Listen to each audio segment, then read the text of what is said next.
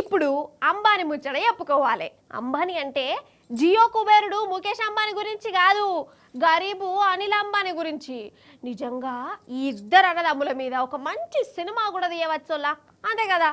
సరే సరే, ఇప్పుడు సినిమా సంగతి పక్కకు పెడదాం. కానీ అనిల్ అంబానీ ఆగమైపోయింది కదా, కంపెనీలు లాస్ అయిపోయి. ఓ దిక్కు అన్ననేమో ప్రపంచ కుబేరుడైతే తమ్ముందేమో అడక్క తినే కథ అయిపోయాయి.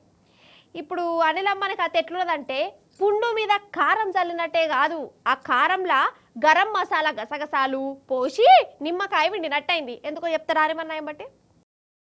గీనెను ఏర్పాటు చేసిరు కదా, గీనెనే అనిల్ అంబానీ. తెలుగుంటే ఇప్పుడన్నా ముఖేష్ అంబానీ లెక్క ఉండేటోడు, కానీ అతి తెలివితోని అన్ని లాస్ అయిపోయాడు. సార్ నడిపే కంపెనీలన్నీ లాస్లలో నడుస్తున్నాయి. జీతాలు ఇచ్చుడు కాదు కదా, ఆయనకు కూడా ఇల్లు వెళ్తలేదు. సార్ వారి పరిస్థితి గట్లు ఉంటుంటే ఇప్పుడు అనిల్ అంబానీ ఆఫీసులలో ఈడీ ఆఫీసర్లు షెకింగ్లు చేసిరు. ఒకటి కాదు రెండు కాదు, ఢిల్లీ బొంబాయిలలో ఉన్న 50 కంపెనీలల్లో ఈడీఓలు సోదాలు గీదాలు చేసిరట. ఎందుకంటే సారు వారు లోన్లు తీసుకొని బ్యాంకులను మోసం చేసిండట కాదు. ఒకటి కాదు రెండు కాదు, దగ్గర దగ్గర 3,000 కోట్ల రూపాయలట అప్పు తీసుకున్నాడట కంపెనీలలో పెడతా అని. కానీ సారేమో ఆడ పెట్టక ఏరే దిక్కు మరి ఇచ్చిండట పైసలు. 3,000 కోట్లంటే మాటలా? 1 కోటి కమాయించేందుకే జీవితం అంతా తలకిందులా అవుతాం మనం.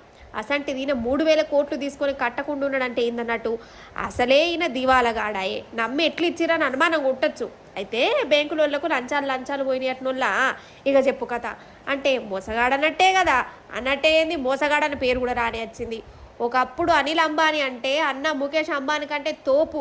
500లకు రిలయన్స్ ఫోన్లు జనాలకి ఇచ్చిన మునగాడు అని అనేటోళ్ళు. అటెన్కి ఎవ్వరి మాట విన్నాడో, ఏం కూలిపోతానం పెట్టుకున్నాడో ఏం పాడో కానీ దునియాల్ని 6వ నంబర్ కుబేరుడు ఉన్నోడు ఇప్పుడు నిండా మునిగిపోయి మోసగాని పేరు తెచ్చుకున్నాడు.